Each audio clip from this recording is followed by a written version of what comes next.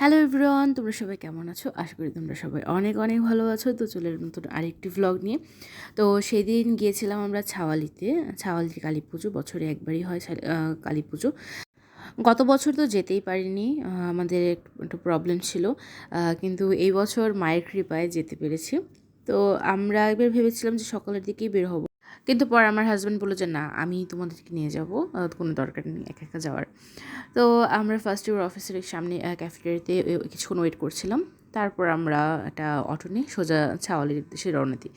তো আমরা সেখানে 5:30 পৌনে 6টার দিকে পৌঁছে গিয়েছিলাম। ছাওয়ালিতে গিয়ে প্রথমে সবিতাদির বাসায় যাই। তো সবিতাদি আমার সম্পর্কে ননাইশ হয়।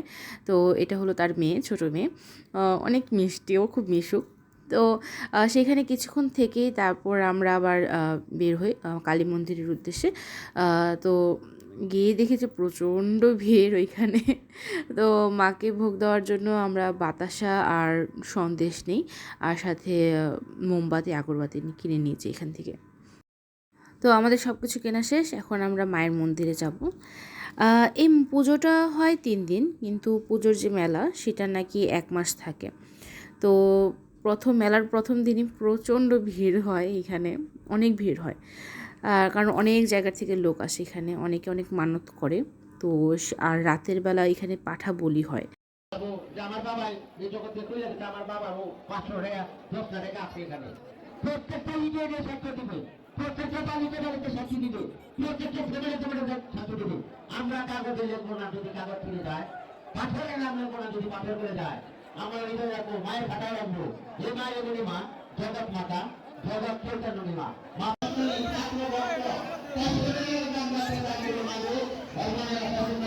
মন্দিরের শুরুতে অনেক ভিড় ছিল, তো ভিড় ঠেলে বহুত কষ্ট, একদম কী বলবো।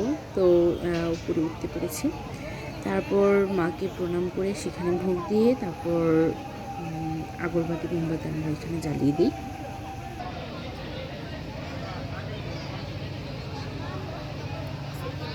মায়ের মন্দিরে কিছুক্ষণ থেকেই তারপর আমরা বের হয়ে যাই।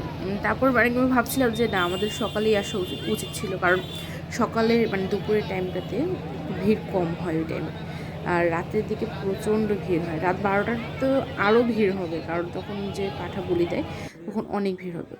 তো যাই হোক, সেখান থেকে বের হয়ে তারপর আমরা একটু মেলার দিকে একটু ঘুরলাম। তো মেলায় এবার ভালোই অনেক জিনিসপাতি উঠেছে। তো মেলার একটা দিক খুব ভালো লাগে, যে মেলায় আসলে অনেক আত্মীয় স্বজনদের সাথে দেখা হয়। দূর দূরান্তে যত আত্মীয় স্বজন আছে, অনেক মানুষই তো আসে এখানে। তো কিছু কিছু আমাদের রিলেটিভ আছে সেখানে, তো তাদের সাথেও দেখা হয়ে যায়।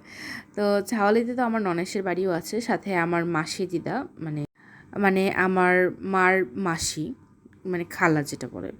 তো তাদেরও বাড়ি এখানে। তো বলতে গেলে ওইখানেও আমার আরেকটা মামার বাড়ি আছে। মেলায় ঘুরতে ঘুরতে দেখলাম যে ঝালমুড়ি, তারপরে ভালোই এবার অনেক স্টল বসেছে, তারপর ভেলপুরি, ফুচকা এগুলো নিয়ে বসেছে। তো আমার আবার ঝালমুড়িটা খুব পছন্দ, তো ভাবলাম যে এখান থেকে ঝালমুড়ি খাই। ঝালমুড়ির টেস্ট মোটামুটি, খুব একটা ভালো লাগেনি আমার কাছে। তো মা আবার ঝালমুড়ি খুব একটা পছন্দ করে না। আমি আর আমার হাজব্যান্ড মিলে পরে ঝালমুড়িটা খাই। আর মা পরে ভেলপুরি খেয়েছিল। মাকে বলেছিলাম যে তুমি এগুলো খাবা কিনা, পরে শুধু মা বললো যে না, আমি এগুলো খাবো না, শুধু একটা ভেলপুরি খাবো, তাও আবার কোনো ঘুগনি ছাড়া, জাস্ট একটা ফুচকা, যে বড় ফুচকা যেটা, ওইটাই খাবে, আর কিচ্ছু খাবে না। ঝালমুড়ি খাওয়া শেষ করে তারপরে আমরা আবার চিংড়ি ভাজা খাই। তারপর চিংড়ি ভাজা খানে তখন আমি আবার ভিডিও নিতে ভুলে গেছিলাম, তো যাওয়ার সময় একটু ভিডিও করে নিলাম। তো অনেক স্টল বসেছিল, অনেক রকমের খাবারের দোকান ছিল, সব কিছু ছিল। তো সব কিছু এত ভিডিও নিতে পারিনি আমি। তারপর আমরা ওইখান থেকে একটু মেলায় যাই। মেলা বলতে বুঝি চুড়ি, তারপর কানের দুল বিক্রি করে ওই সেটটাতে, আরেকটা সাইড আছে ওইখানে যাই। তো ওইখান থেকে টুকিটাকি দেখছিলাম যে কী কেনা যায়। এই মেলাটা এত বড়, এত বড়, আর এই মেলাতে এত কিছু বসে, যে কি নাই এমন একটা অবস্থা, যে ফার্নিচার থেকে শুরু করে সব কিছু পাওয়া যায় এখানে। তো আমরা আর ফার্নিচারের সাইডে যাইনি, কারণ এখন আপাতত কোনো কিছু দরকার হচ্ছে না। তাই এই মেলার থেকে যদিও কি তেমন কিছু কেনা হয়নি, ভেবেছিলাম কিছু কিনবো, কিন্তু পরে ভাবলো যে না, এগুলো কেনা মানে শুধু শুধু টাকা নষ্ট করা, কারণ আমি কিছুই এগুলো ইউজ করি না। তো সেখান থেকে তারপর আমি যাই মামার বাড়িতে, ওই যে আমার মাসি দিদা যে বললাম তাদের বাসায়। তো মাসিদের বাড়িতে গিয়ে দেখি আমার কাজিন এসেছে, মামাতো বোন, মামি, তারপর মামা ওনাকে আসবে রাতের দিকে। তো সেখানে গিয়ে কিছুক্ষণ থাকি, থেকে তারপর আমরা আবার একটু বের হই। তো এই হচ্ছে আমার মামা, আর তার পেছনে যে দেখছেন সেটা হলো আমার মাসি দিদা, আর ওই লাল শাড়ি পরা সেটা হলো আমার মামি।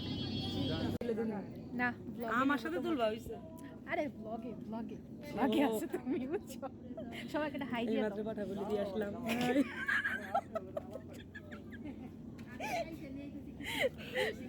এরপর সেখান থেকে তারপর আমি আবার ননেশের বাড়িতে যাই, কারণ ননেশের বাড়িতে সেখানে আমরা রাতে খাওয়া দাওয়া করবো। ওই এমনি নাচে, তোমার নাচল লাগবে না।